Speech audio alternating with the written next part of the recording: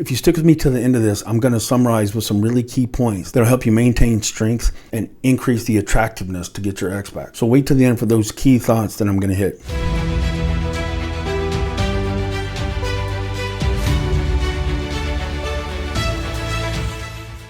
So I wanted to make this video because when you're going through a really painful breakup, not just an average run-of-the-mill, but devastation, like that kind of emotional pain to the point of physical agony, no contact seems like the kind of thing that just feels impossible and useless and wrong all at the same time. People will say things and feel things like, look, I understand the psychology of it, but it's manipulation. It doesn't fit with my relationship because I want to win them back being myself.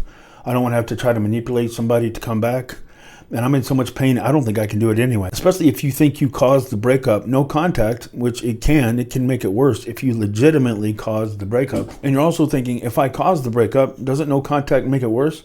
Well, yeah, if you cheated, if you beat, if you stole, if you were a felon, if you were just undeniably a bad person doing an incredibly bad thing, then yeah, going into no contact after you destroy the relationship can work against you.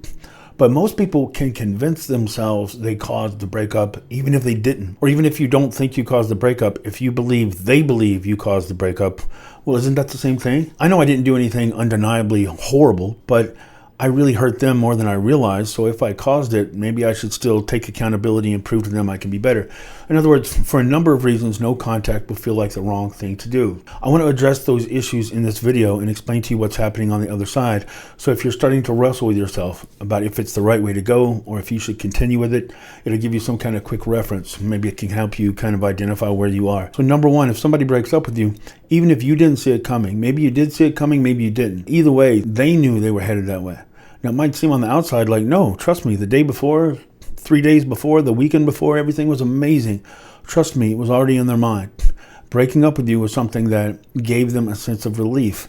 Even if they cried, even if they told you they were sorry, even if you saw clear and sincere pain with them breaking up with you, at the end of that conversation, when it was done, they got a sense of relief. A lot of times they not only get that sense of relief, they might actually get a sense of enthusiasm for their own lives. Like walking away from you marks the beginning of a new chapter, a new stage.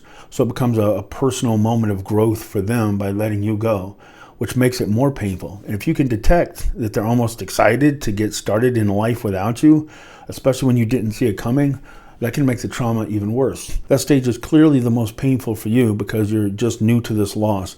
Your sense of reality, it's not just a heartbreak. A lot of times it's a heartbreak combined with a mind break, combined with a soul break. I mean, it feels like the person that knew you the best, that loved you the most, is the one person that's certain they don't want to be with you. You're the one person they know they don't want to be with anymore. So it can really devastate you to different levels.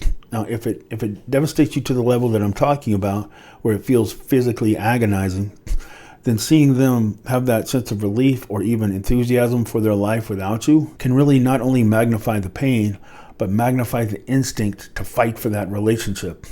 Pain and hopelessness, especially if it hits you out of nowhere, they will instinctively make you want to act. Like if somebody sets you on fire, if you see a Mack truck coming at you and you've got a split second to react, any kind of a crisis moment of extreme pain will trigger this action, this need to do something. Well, what's the most logical thing? When you're in this heartbreak mode, fear and logic will double team you. And instinctively you'll think, because the breakup just happened, because it's so incredibly recent, I can seize it, I can grab it back. It's almost like my life with them was 10 seconds ago. When we were together, it was close. It was just 30 seconds ago before they broke up with me. It's close enough that if I grab it, if I fight for it, if I try to hold on to it, I can pull it back. So there's a very strong, sometimes overpowering instinct to grab what seems so close and hold it tight, fight for it. It's like time seems like a physical distance. I'm watching them get further and further away from me. I can't let them get any further. The further they get, the more hopeless it feels. Not only the more hopeless it feels, the more hopeless it is. So I've got to fight for them to pull them back. The problem is that's your most painful stage. That's their most freeing. That's their most empowering stage.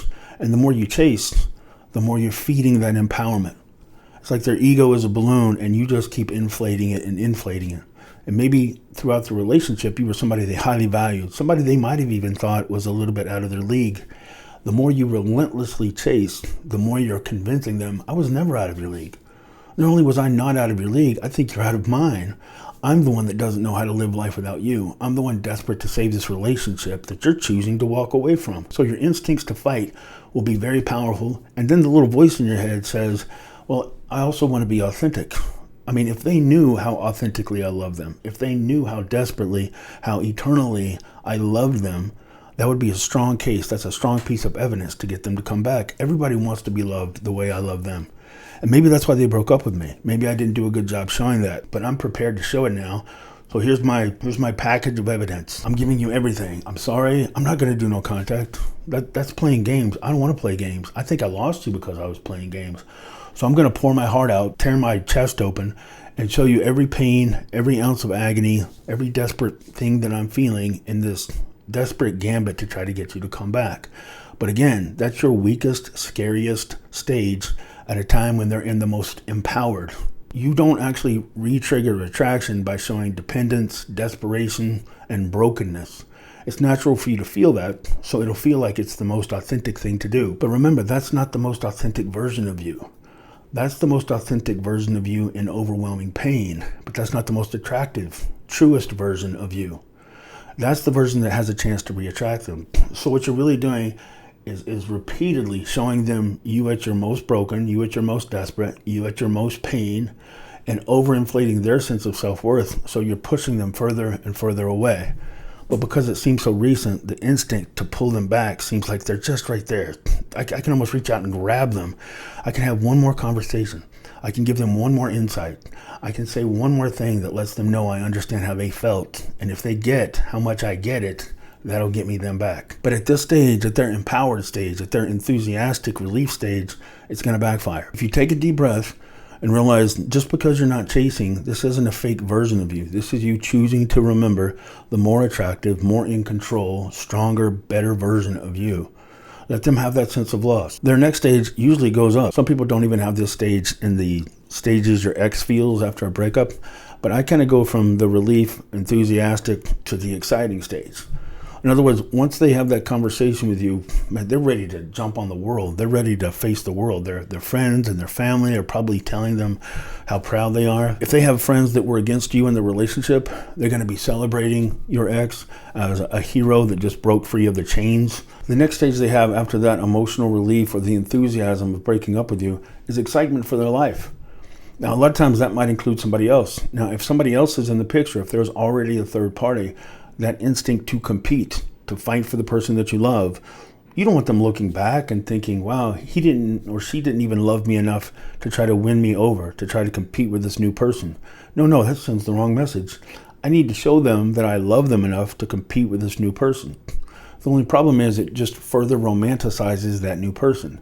So during this excitement stage of their new life, they may or may not bring in somebody else. Maybe they monkey branched you. Maybe they cheated on you. But if there's that other person, resist the urge to prove how much greater your relationship is and how much greater you are, to prove how worthy you are of being chosen over that other person by fighting for them. It doesn't work. They've already made their choice. They see this new person as the winner, and sadly for the moment, they see you as the one they didn't choose. You're the loser. If you're fighting for it, it doesn't come across as that evidence of loyalty, strength, dependence, and love that you think it is. It actually comes across as weak. They look at you and think, wow, even after I told them I don't want to be with them because I found my new true love, they're still chasing me. Aw. Now they'll have pity, sympathy, or guilt for you. But those three things drain attraction. If you keep fighting, they'll see you as an obstacle and they'll feel anger at you. And in any of those cases, all you're doing is bolstering and romanticizing this new relationship. So it's important to let, as painful as it is, let them have their excitement stage. They're jumping into a version of their life that they're thrilled about. It's like they're proud of the person that they've become. They're proud that they're strong enough to walk away from you. They're excited about the new life they have with this person. And you're just an annoyance that they're becoming more and more confused about how they ever saw you as too good for them in the first place. How did I ever feel lucky to be with this person who's too weak to live without me? And they turn to the new person and say, no, you're the person I'm supposed to be with. And I can prove it because of how weak and pathetic they are by endlessly chasing me. So don't do that. Even though your instincts, again, will be for you to fight for the person that you love, especially if you have guilt. If you're like beating yourself up for all the things you got wrong during the relationship, which you've convinced yourself has cost you the love of your life, now you're going to have a strong impulse to make it up to them. You can't make it up to them at that stage. If you made some mistakes, own it and apologize once, but don't keep chasing it. Every time you apologize, it drains the power from the first one. And they look at it like, well, they're not even really sorry for what they did. They're just desperate to get me back. So you don't even get credit for taking accountability for the wrong. They assume it's coming from a place of desperation and weakness, which further drains attraction. Let them have the limits with the other person. If you keep chasing and fighting, you're competing, right? So you're feeding their ego. Imagine their sense of worth is right here.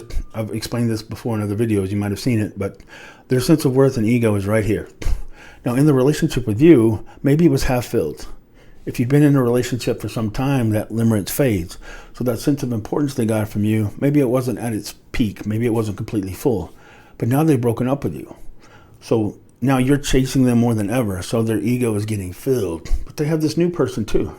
So now they have two people feeding their sense of importance, feeding their sense of self-worth.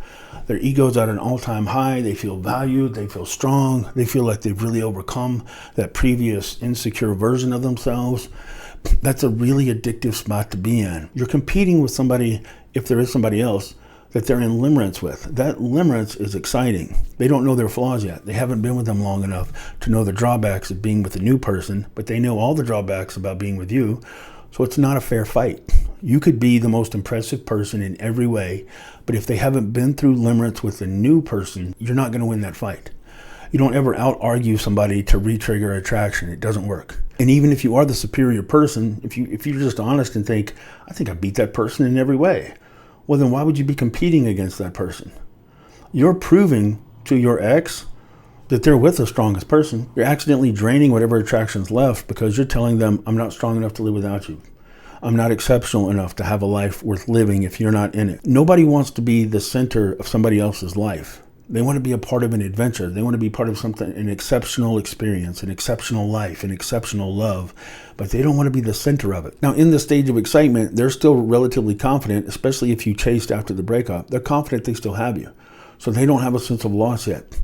Sense of loss is what triggers attraction. It's what re-triggers attraction. Sense of loss is what you're feeling right now if they broke up with you. That sense of loss, especially if they chose somebody else, is way more powerful than logic. And again, you're proving it right now. If somebody broke up with you to be with somebody else, logically, I should be able to tell you, well, just move on and find somebody who feels really excited about being with you. That's a better foundation for a relationship. As much sense as that makes logically, it doesn't set you free from the agony of hyperfixating on them, of missing them, of imagining how great it could be if they just loved you again the way they loved you before. You've got a sense of loss. That sense of loss is fueling your sense of love. You're missing them.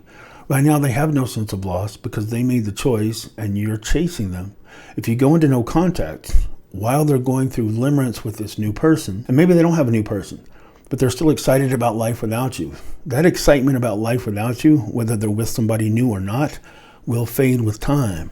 When real life or that new relationship starts to fade and you haven't been chasing, it's human nature to start second guessing. It's funny. I'm not as excited about the new relationship as I was before. And even though I wanted my ex to stop chasing me, when they stopped chasing me, human instinct kicked in and I started wondering why they aren't chasing me anymore. Did they meet somebody else? Are they still wounded? Are they being quiet because they're hoping to get me back? Why haven't they reached out? Why does it bother me that they haven't reached out? Why does it bother me that it bothers me that they haven't reached out? And now we're describing stage 3, the curiosity, the second guessing, where they're starting to feel slightly deflated because life and relationships does this. We in our eternal non-wisdom think that life and relationships are supposed to do this. So they break up with you, they're feeling empowered, they're feeling excited, they have the limerence of a new relationship, they're on a rocket ship, they're feeling fantastic. But the flaws of that new relationship are going to kick in. There's no such thing as a perfect person or a perfect relationship. Life is going to get hard. I don't think there's anybody on the planet that life just gets better and better every day. So when the disappointment of their new life, that new stage that they thought was going to be the mark of the rest of their life, starts to disappoint, that new relationship starts to show its flaws, along with that curious little voice that makes them wonder why it bothers them that you've been in no contact for a while kicks in. That's that curiosity, slight fear of regret. They don't have a fear of loss yet, but they're starting to be afraid that at some point in the future, are they starting to feel a sense of, maybe I made a mistake? Now, in this stage, they might reach out to you to try to goad you into giving them evidence that if they wanted you, they could still have you. The number one mistake my clients make before they call me is they respond to that little provoking of connection. Hey, I just found this thing. One person said, I found your phone charger. Like, you can't buy a phone charger at Dollar General. Hey, I found your phone charger. Or, hey, I heard your mom's in the hospital. Or, hey, the cat just got a new haircut and he wanted me to tell you hi. They'll come up with a reason that's confusing to you. They're trying to calm their nerves. They're trying to calm their fear that if they made a mistake, you're not completely gone, are you? I don't want to admit to you I'm starting to second guess my decision to walk away. That makes me look too bad. That makes me doubt myself too much. So I'll manufacture some reason to reach out to you, and maybe you'll give me so much in return that I don't have to worry about losing you. Okay, I asked you if you wanted to see the pictures of the cat. You said yes, followed by a 2-paragraph. I really missed you. I hope you're doing well. I hope we can get together to have a coffee. I know it's been 30 days. I know it's been 60 days, so maybe we could go talk and just catch up. Don't do that. You're relieving the very anxiety that's starting to drive them back. Respond with 3 things: brief, relaxed, and warm. In other words, you want to be nice. You want to be brief because you don't want that niceness to come across like you're still in pursuit, and you want to be relaxed. Don't act like that you're intimidated by how they respond or when they respond or how many words they respond with. Treat that person like you would treat an unattractive friend of yours that has a crush on you. Because how you act around the unattractive friend with a crush on you is probably one of the most attractive versions of you. So you want to keep feeding that sense of fear that maybe they're going to regret losing you, but you don't want it to be too obvious, and you don't want to completely ignore the message. The next stage is the key stage. The truth is, it can be hard to be in no contact and to just fake having the strength to live without somebody that you don't really believe you can live without. That emotional pain can hit you so hard that even though you know intellectually, I'm probably not going to die from this, there might be times in the middle of the night when you're trying to sleep that you wonder if you're going to get heartbreak syndrome. Maybe you can die from pain. Maybe that ache in your chest is going to be the thing that actually kills you in the middle of the night. And even if you did, maybe it wouldn't be so bad because every day is so painful. So it's normal to feel that way in the beginning. But if you're doing no contact the right way, you sincerely want to focus on yourself. You want to remind yourself of things that are true, even when they don't feel like they are. In other words, look, I know I love them. I don't know if I'll ever get over them. I don't know if this pain will ever go away. But if I'm so weak that I can't imagine living life without them, that's not a strong version of me that has any chance of reattracting them. So you have to continuously tell yourself, if I want them back, the number one thing I can do is prove to myself and them that I'm strong enough to live without them. Strength is endlessly more attractive than endless pursuit. To you, your pain is evidence of how rare your love is. To them, the agony that makes it hard for you to function is evidence that you aren't strong enough to be attracted to. So you have to take a deep breath and, in spite of how you feel, prove to yourself that ultimately, if they don't come back, they're not the person you were meant to be with. It's not normal that you're going to feel this way, but start acting like that anyway. If your consistent actions contradict your sincere, deep beliefs, your consistent actions will change your beliefs. I remember firsthand, I started doing no contact thinking, I'll never get over this person. If I don't win them back, I don't think I'm ever really going to be able to be happy again for the rest of my life. Every Christmas is going to be a reminder that I'm not with them. Every birthday is going to be a reminder that I'm not with them. It's just going to hurt forever. But I know to win them back, I have to pretend like I'm strong enough to live without them. It took about 6 months, but at the end of that 6 months, I had accidentally proven that I am strong enough to live without them. That made me more attractive. That gave me the opportunity to make a choice to take them back once they came back. They never would have come back if I had just believed in that agonizing thought that they're the love of my life that I will never get over. I felt that way. In a way, I believed it. I just knew it wasn't true even though I believed it. So you start acting like you're stronger than you actually believe that you are, and you prove to yourself that you're stronger than you knew. That version is the version that has the highest likelihood of them, now they've been in limerence with that new person long enough that limerence has faded. Maybe they never dated somebody else, but that sense of life without you is proven to not be as exciting as they thought it would be. That sense of empowerment they got from walking away from you has started to drop. And now you're proving to be a stronger version of you than you were when they let you go to begin with. You look a lot more like the person that they initially thought was too good to be true. That person that they thought was out of their league. Now real anxiety, real fear starts to build. And it starts to build until it hits the final stage. And now real fear of loss has kicked in. They look at you and they think, oh no, that's the one that got away. I've always had this fear that the love of my life I was somehow going to sabotage. Look, it is them. At first, when I broke up with them, they were devastated. I was feeling empowered. I was riding high. I was in love with a new version of myself. I felt bad for them, but I was so excited to be me. But it turns out that new version of me didn't last. And it turns out after they got over the loss of me, the hurt of me rejecting them, they're better than they've ever been. That's the 2.0 version of them. Nobody in human history wants to break up with somebody and see that person become even better, more impressive, more successful, more exceptional. You don't want to see the person you walked away from have a better life than the life you have without them. You don't want to see them pick somebody else and somebody else have the life that you always imagined, but you were stupid enough to walk away from. So that full sense of regret, that full sense of loss, not only loss in the moment, but now they're doing what you were doing at that first stage. They're imagining the rest of their lives, watching you from afar, happier than you've ever been, with somebody who might be more impressive than they are. That new person you picked is more handsome, or prettier, or more charismatic, or more popular, or more successful. You're with somebody else now, or you could be with somebody else. They can imagine you being with somebody else now because you haven't been constantly chasing them. And now this sincere, deep-rooted fear that I can't believe I let them go to be with this person. At the time, I thought this person was amazing. But this person turns out to have their own set of flaws that I didn't even see for a while. Or again, just life in general has disappointed them. But it's important that you've built yourself and proven yourself to be somebody worthy of losing. But now you've proven that you're worthy of their fear that they can't replace you. By proving that you can not only survive the breakup, you can thrive after it. It turns out they were never the key to your happiness. They were never the key to your purpose. You have something about you, something about your life, something about what you stand for that's more important to you than what they think of you. Now they're being deprived of the life that they think they were entitled to. Now they're blaming themselves the same way you were. Now there's a much higher chance that they're beating themselves up, feeling that sense of regret, that sense of loss. They've just lost somebody that for a time they thought was unlosable. Because when they broke up with you, if you chased hard enough, they started thinking of you as somebody that they can't really lose.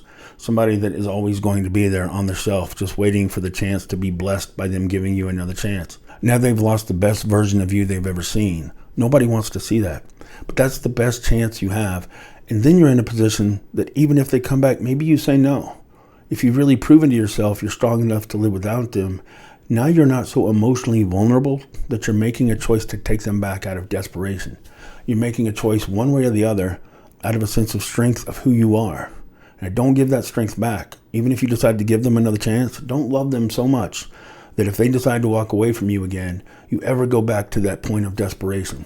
Because this pain can teach you that the person you want to be with should at least be smart enough to know they're excited to be with you. Anybody who ever decides they don't know how they feel about you anymore. That should be the instant sign to you that they're not the person worthy of your choice, not the other way around. So remember these key thoughts that I want to summarize here, just for a quick reference. Remember this: projecting strength, resilience, and purpose is infinitely more attractive than endless displays of loyalty. Telling somebody, if you ever come back to me, I'll always want you back. Please let me know if you ever change your mind. You'll never find anybody that loves you as much as I do. Those are endless vows that tell the person no matter what they do, they can't lose you. You can't fear and regret losing somebody that has just promised you that you can't lose them. So again, projecting strength, resilience, and purpose is infinitely more attractive than endless pursuit of somebody who's chosen not to be with you. Number 2, trust in this.